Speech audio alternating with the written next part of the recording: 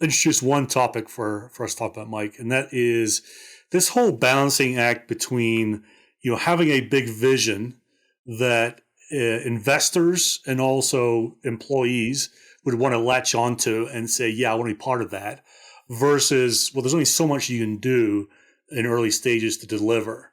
And I always felt that there was a little bit of disconnect there at Ionic. What was your remember? What do you remember for those days?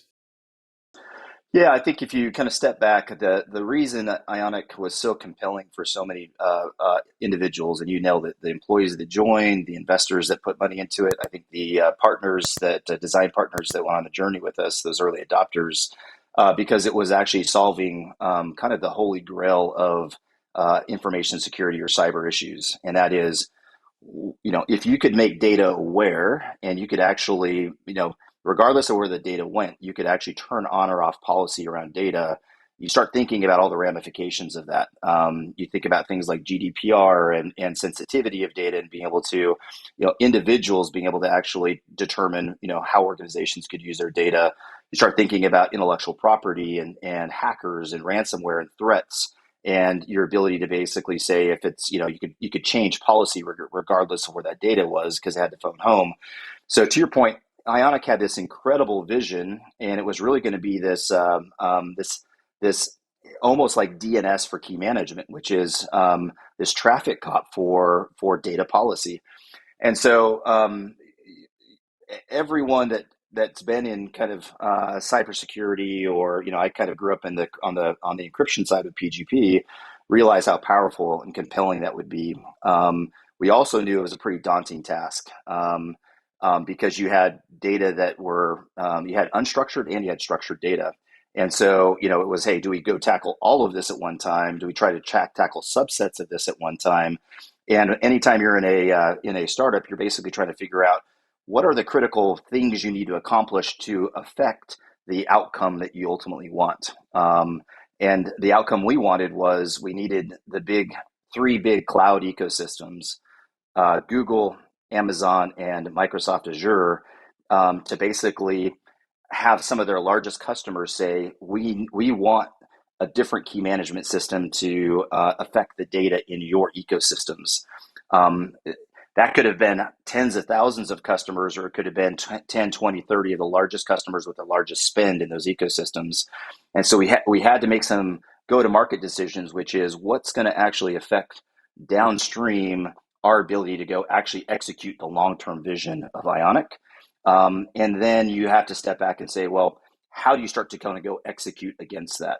And to your spoiler alert, I think we had a huge vision. I think we tried to execute on too much at one time technically, and we never got to the point where the customers were getting enough value off the platform. But they continued to hang in there because they saw the potential. I think investors saw the potential. I think employees saw the potential, and so it was this almost always almost there, but realizing that it was such a big hairy issue that we were trying to tackle in the marketplace, that you almost had to break it down and deconstruct it. And I don't think, if I was to go backwards in time to your point and say what did I learn, I learned that we I think there was a philosophical difference sometimes between the the platform we were building versus what we were building on top of the platform. And so do you go after the developer communities, or do you go after the enterprise communities? And I think there was almost a passion to say, hey, we wanted to be more Splunk-like from an engineering perspective, but that product would have to be mature enough that application developers could easily use that product, right? And so there was a little bit of a disconnect between ultimately how would we become and make Ionic ubiquitous, and so it wasn't owned or controlled by one major kind of ecosystem, Azure, Google, AWS. And so that was complex. And so if I look backwards and say, what would I potentially done differently? I may have actually shifted our go-to-market. Instead of the largest enterprises in the world, we may have started with smaller application developers, and almost made it a toolkit that they could use, and it becomes infectious, kind of like Splunk and other technologies have done. I think Jira did this really well outside of cybersecurity, where that application developer community starts to create the fuel and the fire around that. It's always easy to look back in retrospect about what you would have done differently. We really felt at the time that these big, large enterprises in lots of big verticals, some of the largest financial services, some of the largest healthcare and insurance companies, some of the largest consulting and systems integrators, they were all involved. And it was almost like, hey, these people are so innovative that if we can put the right kind of pressure and we can work together, we can crack this. We can crack this holy grail kind of opportunity.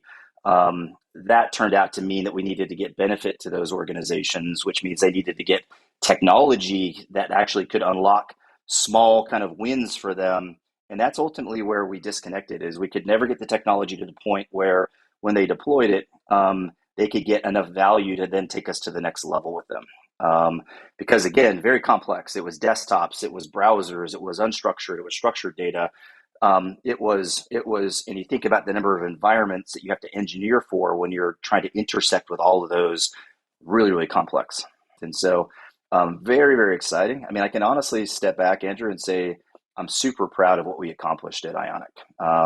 You would say that would be counterintuitive based on how you started this, which is it got sold for pennies on the dollar to Twilio. We learned so much, and we assembled such an amazing group of humans over there that, and if you think about what we were able to accomplish, trying to tackle this holy grail, I look back all the time and say I don't think we failed. I think we succeeded in so many areas that a lot of times other teams would have never even gotten close.